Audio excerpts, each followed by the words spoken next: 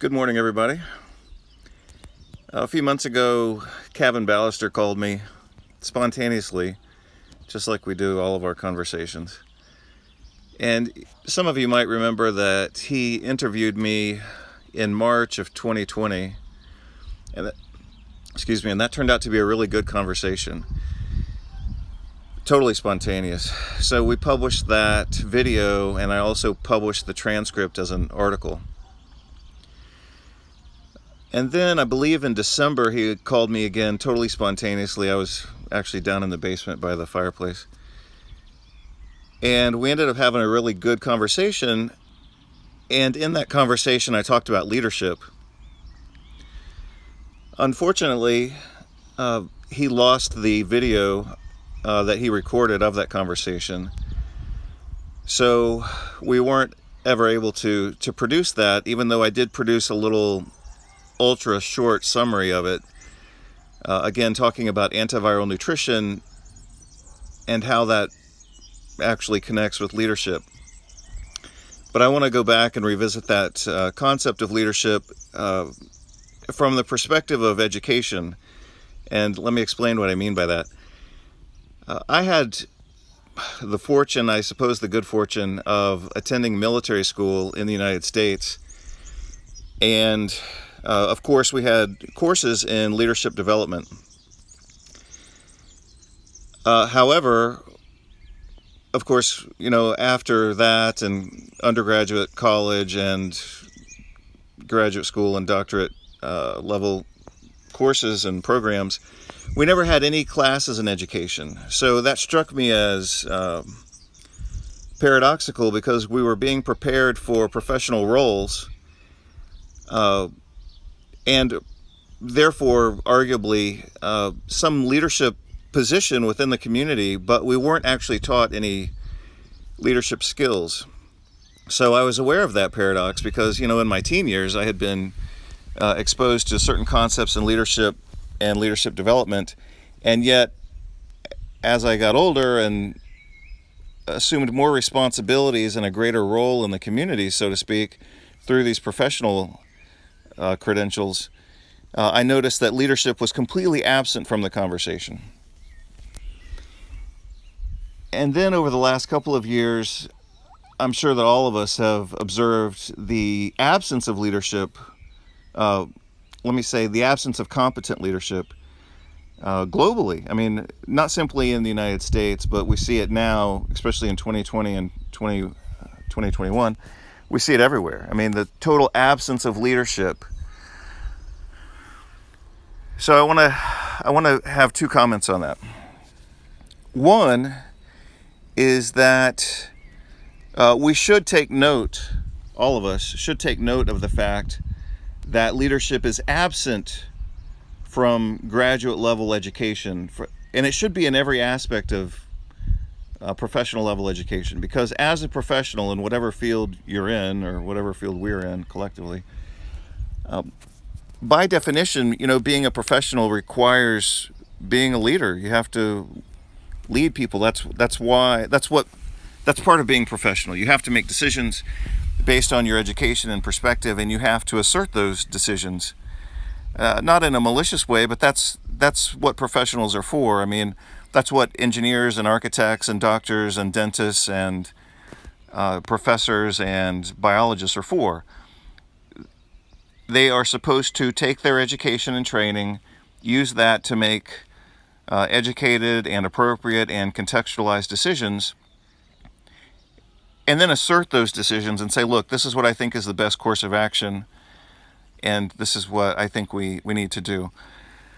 I mean, it's communication and leadership. So again, my question has been kind of building over the last couple of years as to why is leadership absent from graduate education, including medicine? And I actually have two reasons that explain the absence of leadership. One is because in a lot of roles, and I'm speaking here specifically of medicine, in medicine, I think we're supposed to have positions of authority, but it's a submissive authority, and we're supposed to submit to the larger medical paradigm. We're not really supposed to be independent thinkers. We're supposed to think within the paradigm as if, get away from me, as if the decisions had already been made, and we're simply implementing the decisions made by other organizations or other forces or other people, or the so-called tradition of medicine. So it's a leadership paradox to be a medically trained professional. On the one hand, you're supposed to be authoritative, but you're not supposed to have your own authority. You're supposed to be a conduit for the authority of the medical profession. So it's a false leadership. You're not really being a leader, you're being a representative of a paradigm, and to the extent that you represent that paradigm effectively, that's called being a good doctor. Now, I happily criticize medicine in general, but I also don't criticize the entirety of medicine in every aspect. I'm not anti-drugs. I think some drugs are great. I've seen them work clinically. I've seen them work in my own life. I mean, a simple example is just antibiotics. I mean, sometimes people have infections and their bodies, for whatever reason, nutritional deficiencies included, they can't overcome those infections, so they need antibiotics. Some people have acute hypertension, and in that setting, they need antihypertensive drugs, sometimes intravenously, if we have to get that blood pressure down within a few minutes, etc. I mean, plenty of examples. I'm not anti-medicine. I love the skillful use of any therapeutic that kind of saves the day, whether that's surgery, whether that's medication, or whether it's nutrition or whatever other therapy. But again, going back to my perspective on leadership within education, I noticed that most professionals are not trained in leadership, even though their roles, by definition, require leadership skills. So again, I think that reveals that what really is happening is that people aren't being trained for leadership. They're being trained to represent their role in a certain paradigm. And I think that explains, especially in medicine, why we see such a absence of independent thought. But that's a strong enough situation or case, I think, by itself. But I think the whole absence of leadership training and education has another side to it. And that is this, and this is what came up for me when I was talking with Kevin back in December. Again, totally spontaneous, but this is how it occurred to me. People who don't understand how to implement leadership also don't know the criteria for criticizing bad leadership. And so when I look around, for example, and I see either an absence of leadership or repeated examples of horrible leadership, but these examples of horrible leadership are tolerated by the general population, a reasonable question becomes, well, why is that? And I of course, I think it goes back to, it has different kind of social structures support that indifference. But the one that I'm concerned about in this part of the conversation is that when people don't know how to implement leadership, they also don't know how to effectively and appropriately criticize bad leadership. And so it's kind of a double strike, so to speak, against appropriate leadership when people, number one, don't know how to implement it, and number two, don't know how to articulate a criticism of bad leadership when it's right in front of them. So, for example, for the past 2 years, 2020, 2021, we've had a complete absence of effective leadership and not simply a zero-sum absence, but actually the presence of pathetic, horrible, ineffective, manipulative so-called leadership. It's not really leadership if it's manipulative. But people don't, my point is this, people don't have the language for criticizing the pathetic language, or sorry, the pathetic leadership that's right in front of them. So, for example, with regard, in my opinion, with regard to the mismanagement of this so-called coronavirus pandemic. So let's just assume for a moment, that all of it's, that a lot of it's real. Let's assume it's a novel virus. Let's assume it's dangerous. Let's assume we need to do something about it to protect ourselves and society and all that. Let's let's start with all those assumptions. Given that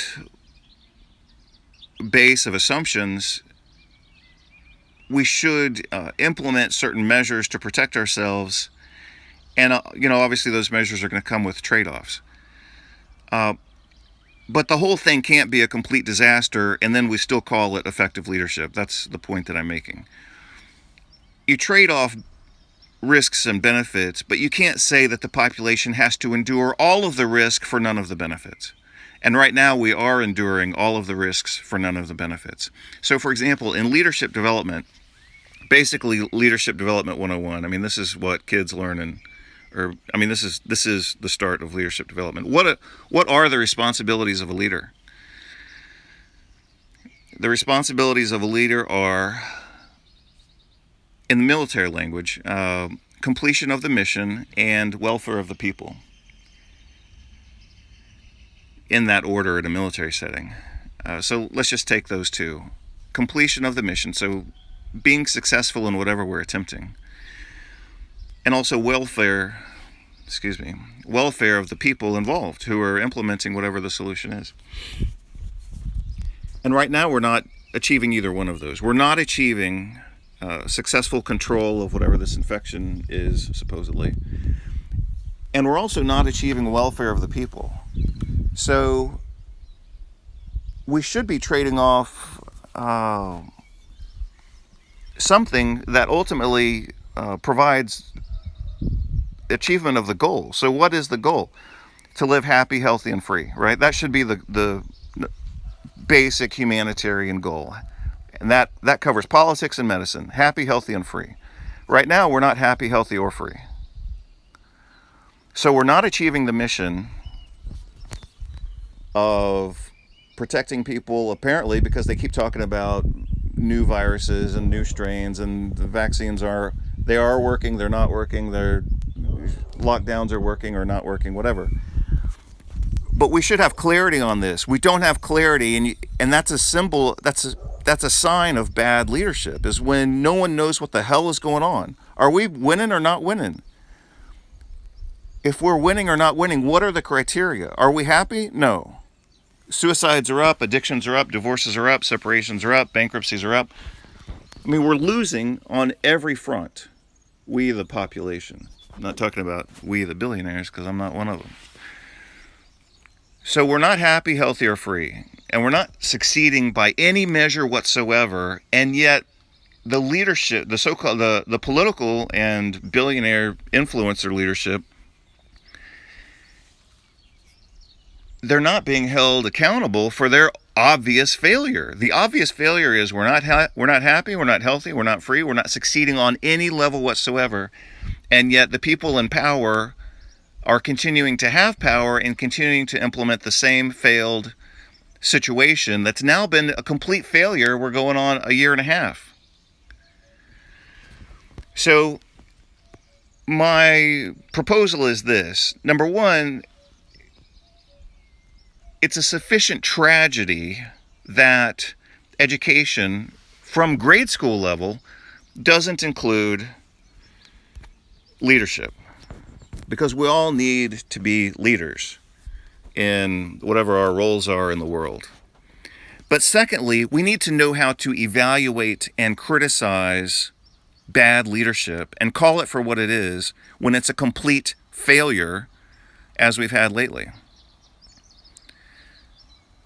So without that terminology, or without those concepts, I think most of the population, number one, can't implement leadership to be effective in their own lives. And number two, they don't have the language to criticize pathetic leadership when it's right in front of them. So for the last couple of years, not simply 2020 and 21, for the last several years, we've had absolutely pathetic national and international leadership. And very few people have been willing to call it out for what it is. And for that reason, we've had to endure and suffer the consequences of bad leadership.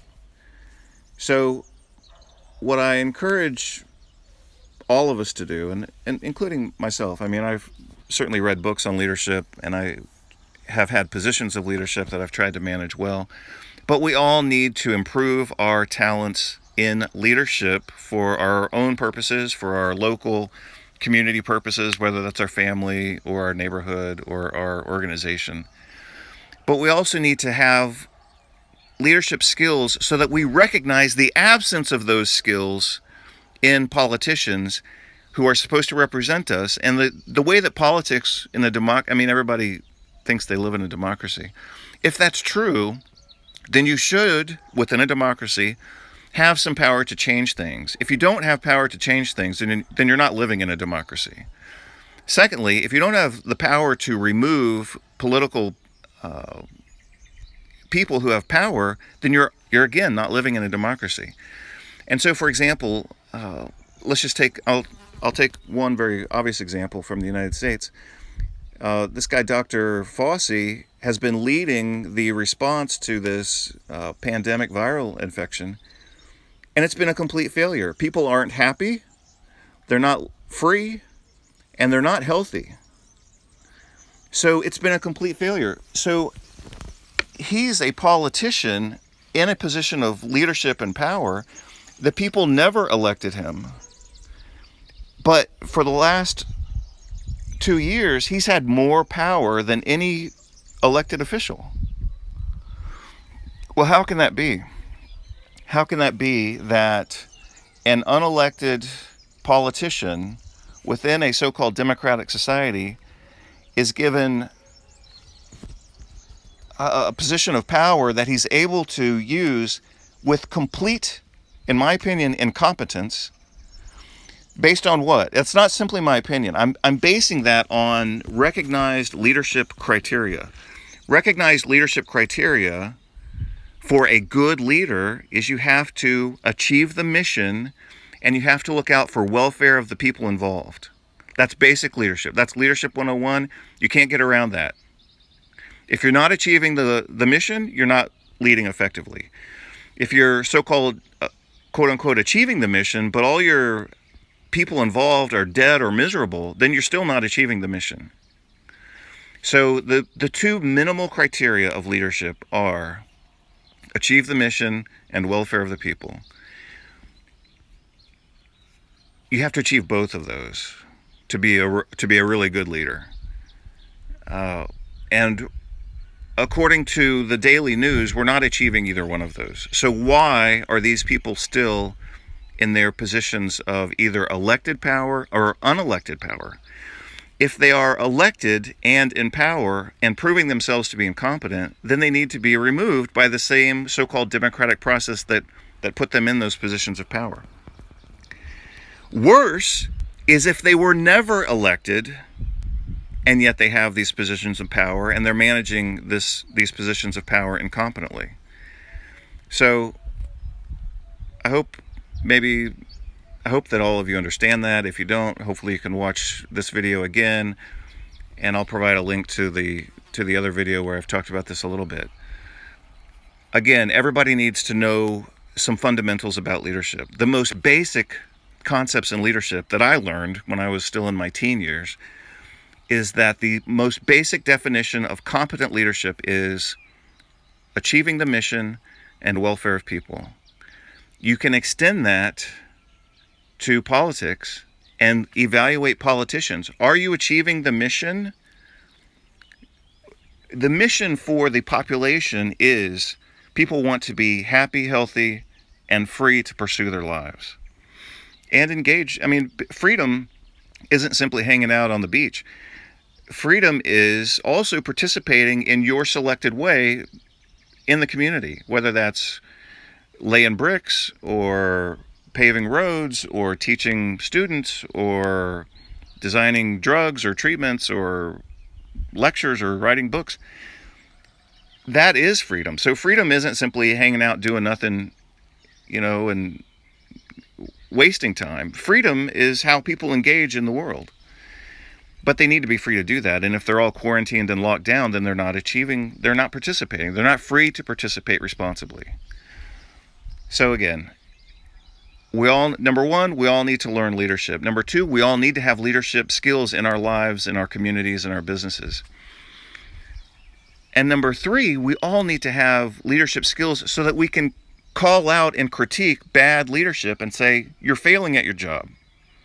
You're not achieving the mission. You're not taking care of the people under your charge. Therefore, you got to go, and we need to implement another plan here. I mean, how much more failure do we need? People are miserable. Alcoholism is up. Obesity is up. Divorce and separations are up. Bankruptcies are up. Everything by any standard is completely failing, and yet the people are sitting around tolerating it, partly because they don't have the language and the kind of conceptual skills to critique and call out bad leadership and say, look, you're fired. You've got to leave your position of power because you're not implementing power and control effectively. So hopefully I get to save this recording and share it with people, because those are my thoughts for the morning. Thank you very much. And this is Dr. Vasquez signing off. Please subscribe to my Telegram, which I believe is Dr. Alex Vasquez, and also my new blog post forum, it's called healthythinking.substack.com. Thank you very much.